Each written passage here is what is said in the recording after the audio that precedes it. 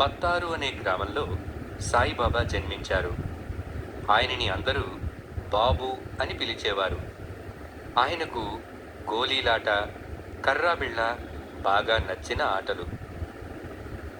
పిల్లలందరితో కలిసి బాబా గోలీలు ఆడేవారు. వడ్డీ వ్యాపారి కొడుకు కూడా వారితో ఆడుకోవడానికి వచ్చాడు. నేను మీతో ఆడతాను అని అన్నాడు. అప్పుడు బాబు, అలాగే కాని ఓడిపోతే ఏడవకూడదు అని అన్నాడు. అందరూ ఆట మొదలుపెట్టారు. బాబు వారందర్నీ ఓడించేశాడు. ఎంతో సంతోషంతో గెంతులు వేశాడు. వడ్డీ వ్యాపారి కొడుకు మరిన్ని గోళీలు తెస్తానని ఇంటికి వెళ్ళాడు. ఇంట్లోని గోళీలతో పాటు పవిత్రమైన సాలగ్రామాన్ని కూడా తీసుకొచ్చేశాడు. బాబును తనతో ఆడమని గొడవ చేశాడు. వాళ్ళు మళ్ళీ ఆడారు. ఈసారి బాబు గోళీలతో పాటు సాలగ్రామాన్ని కూడా గెలుచుకున్నాడు.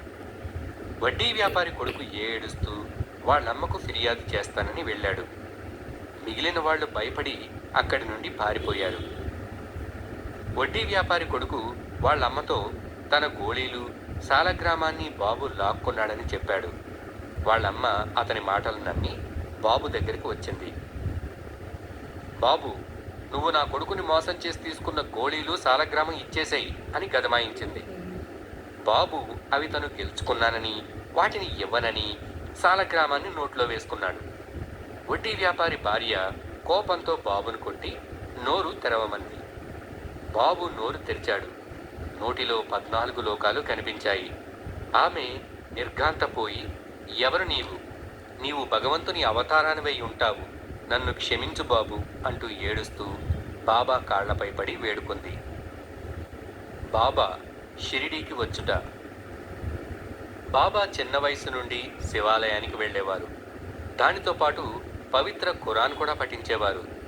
గ్రామస్తులందరూ ఇది అధర్మమని, ఏదో ఒక మతమే పాటించాలని బాబా గురించి చర్చ మొదలుపెట్టారు.